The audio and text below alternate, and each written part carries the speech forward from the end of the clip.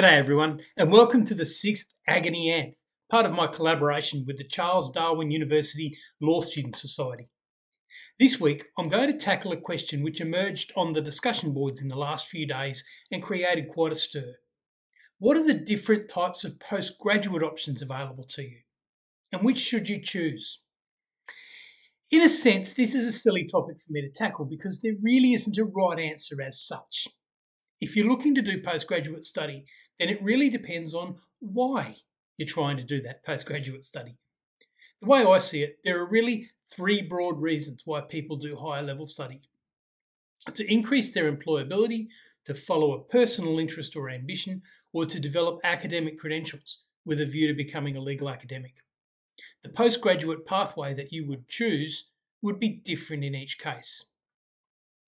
There's now a bewildering array of different postgraduate options. In terms of the types of degrees, there's honours, graduate certificates, graduate diplomas, master's degrees by coursework, master's degrees by research, professional doctorates, and true doctorates. Let's look at those one by one. Honours is not strictly speaking postgraduate, even though for some degrees it requires an extra year of study. Honours usually requires you to maintain a certain grade point average. It usually requires you not to fail any subjects. And it usually requires a minor research dissertation of somewhere between 12,500 and 20,000 words, depending on the institution. Honours can be awarded in a number of classes.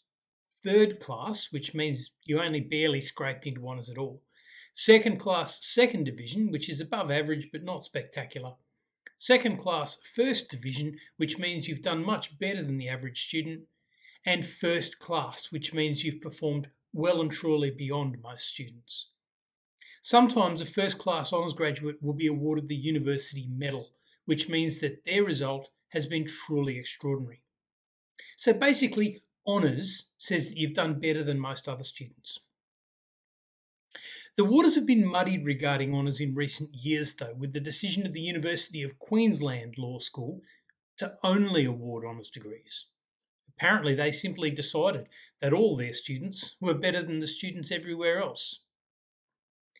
Still, if you're coming to the end of your degree and you have the grades, honours is always a good option. This is true regardless of whether you're motivated by employment potential, academic advancement, or personal satisfaction. Do honours if you can. Next, I want to talk about the two senior research degrees, the Master of Laws by Research and the Doctor of Philosophy. These two degrees sometimes require you to complete one or two actual courses, but the rest of the degree is simply the preparation of one single paper, the thesis. A thesis for these degrees must be an original contribution of new knowledge for the discipline. It can't just refer to papers and cases. It has to build on those, to propose something new and then explain it. A master's thesis is usually around 40,000 words and a PhD thesis around 85 to 100,000. Usually, if a student has a first-class honours degree or a second-class first division honours degree, they'll be able to go straight into the master's program, and if all's going well at the end of their first year, they'll be invited to turn their master's candidacy into a PhD candidacy. The PhD is the top of the mountain as far as being a university student goes. There's no higher accolade, and PhD graduates take the title Doctor. These research pathways are suitable for people studying for personal satisfaction, and they're an absolute must for anyone who wants to become a legal academic. Next, I want to talk about the graduate certificates, graduate diplomas, and coursework masters as a group. Even though these are postgraduate degrees, graduates with these degrees are really not considered to have achieved a whole lot more than an honours graduate. None of these degrees have the academic seniority of a master's by research or a PhD. So don't do one of these in order to make it look like you've achieved more than a bachelor's degree. These degrees exist for a completely different purpose. This will sound contradictory, but they exist to let you sharpen or broaden your skills. Let me explain. You have a law degree, which is great, But let's say you really want to specialise in a particular area of the law. Let's say alternative dispute resolution. You might have only done one ADR subject during your undergraduate degree. You might not have done any at all. You can hardly claim to be an expert, that's for sure. So you might do a graduate certificate or a graduate diploma or a master's degree in alternative dispute resolution. When I was still in the Air Force, I did a graduate diploma in military law.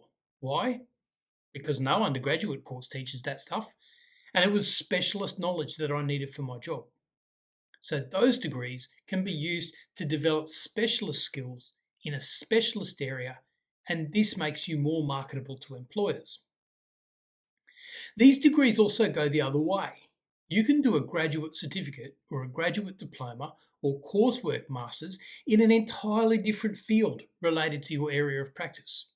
So if you wanted to practice in family law, you might do a master's degree in social work. If you wanted to do criminal law, you might do a postgrad degree in criminology, environmental science, agriculture, industrial relations, economics. The list is endless. They allow you to reach into other areas of academia without having to start again with a bachelor's degree. So none of these degrees actually advance you by saying you've reached a higher standard than an honours graduate. They do, however, show that you've started to shape your expertise in particular areas of knowledge, and by doing so, you shape your career. Next, professional doctorates. Professional doctorates have only been around for a few years. The basic idea is that they take people who've achieved a lot in their profession and they offer them a quicker and easier path to a doctoral degree.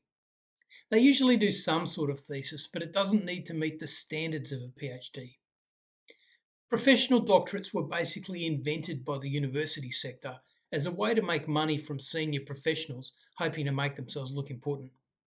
They don't have terribly much respect, certainly not within the academic community. Graduates with professional doctorates are not entitled to use the title doctor. They do not wear doctoral robes at academic events.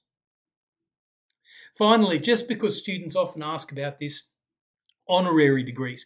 Honorary degrees are a way for the university to bestow an honour upon a member of the community by showing respect for that person's accomplishments.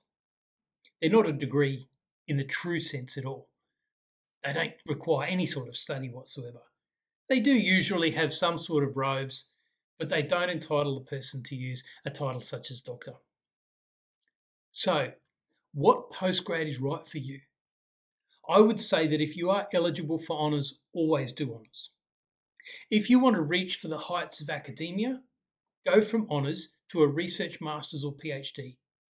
If you want to focus on your employability, start shopping around among the hundreds of different graduate diplomas, graduate certificates, and master's degrees on offer from institutions all over the country to shape your skills and therefore your employability.